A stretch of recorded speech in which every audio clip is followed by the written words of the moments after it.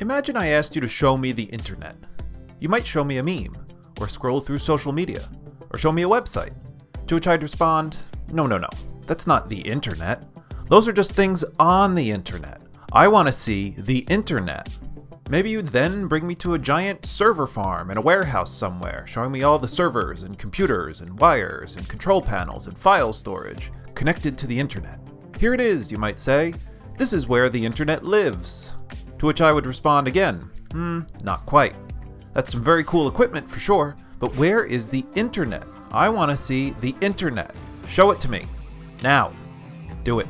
Now at this point you might think I'm just messing with you, because obviously none of these things is the internet. The internet isn't really a thing you can show someone, and there's no one single part of it that makes it what it is. It's more like a way a bunch of physical and digital things are organized and connected. It's like a non-thing thing, or a distributed thing, like the economy, or a company, or your mind. That's right, your mind. Your sense of self, your consciousness, is also one of these distributed, non-thing things. Some might even say it's an illusion. There's no core or essence or piece of your conscious experience or spot somewhere in your brain that you can point to that makes you, you.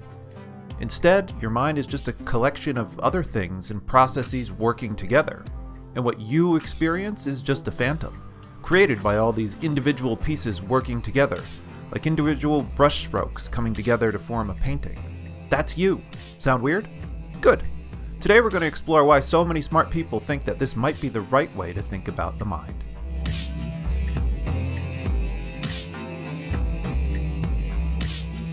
Let's start with the question, where is your mind?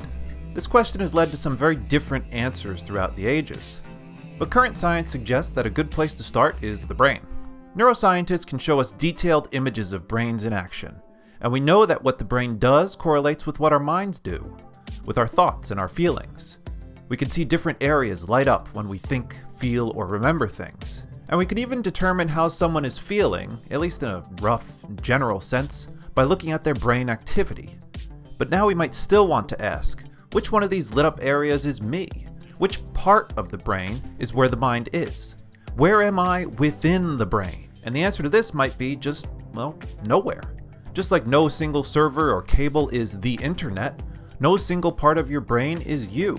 Rather, you seem to be kind of distributed across the brain, just like how the internet is distributed across a physical system.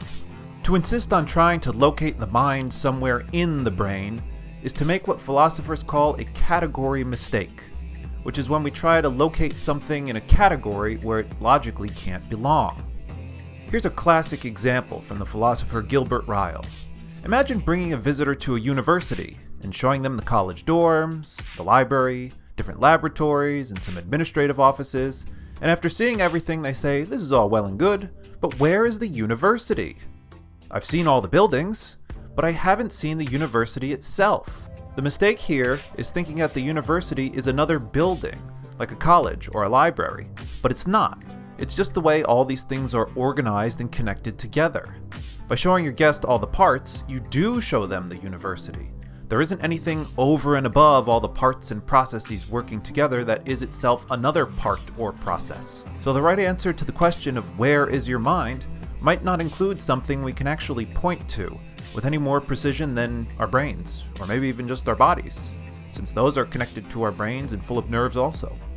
Maybe we're making the same kind of mistake when we try to locate it as a thing inside our brains, instead of just accepting that the mind is the way all these different brain parts and processes are organized together.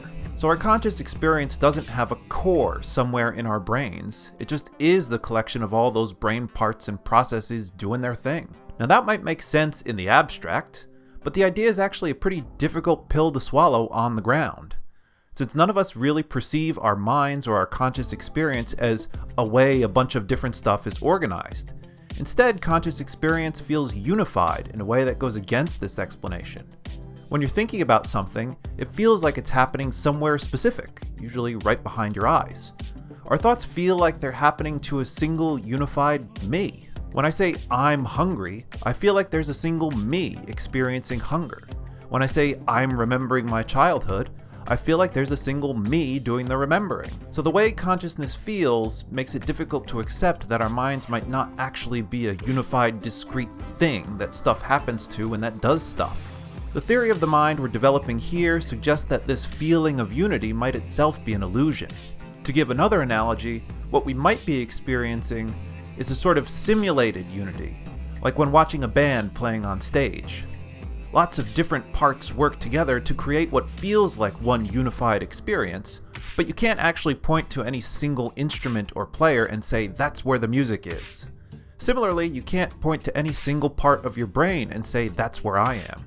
The me that feels hungry or remembers or loves might be more like a performance. It's not a thing, but a process, a pattern of activity that just feels like a discrete thing even though it's not.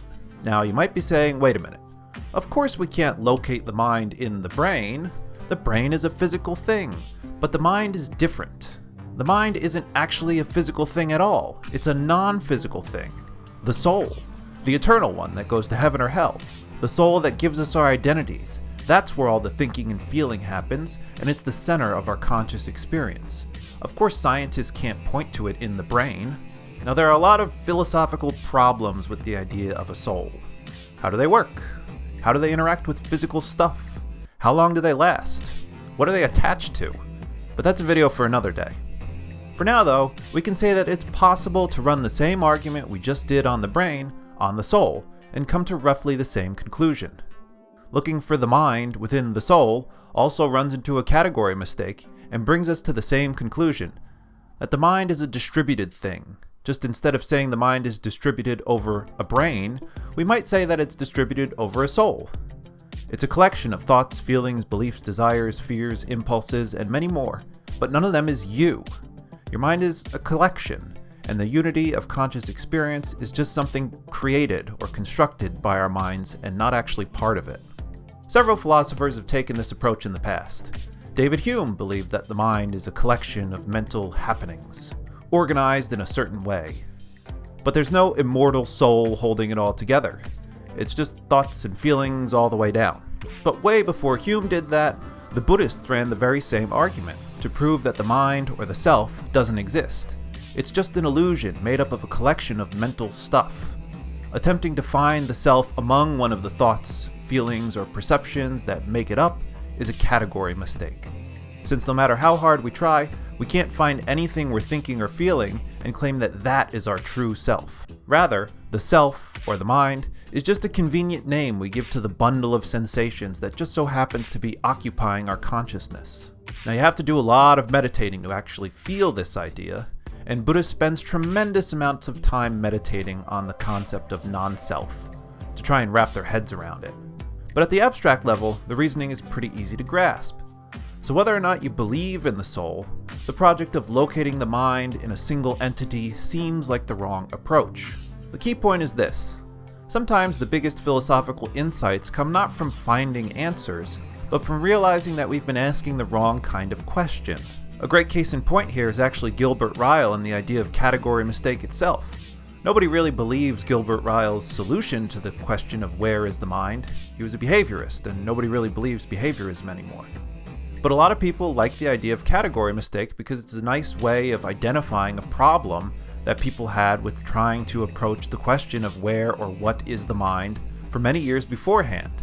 So even though he didn't get the answer right, he seems to have brought us closer to asking the right sort of question. And again, sometimes this is the most valuable work that philosophers can do. So the next time somebody asks you, hey, where's your head at? Just, instead of pointing to your mind, ask them, where is the internet? And then they'll walk away confused. Then you can show them this video. Thanks for watching. If you learned something today, be sure to subscribe for more Frank Philosophy.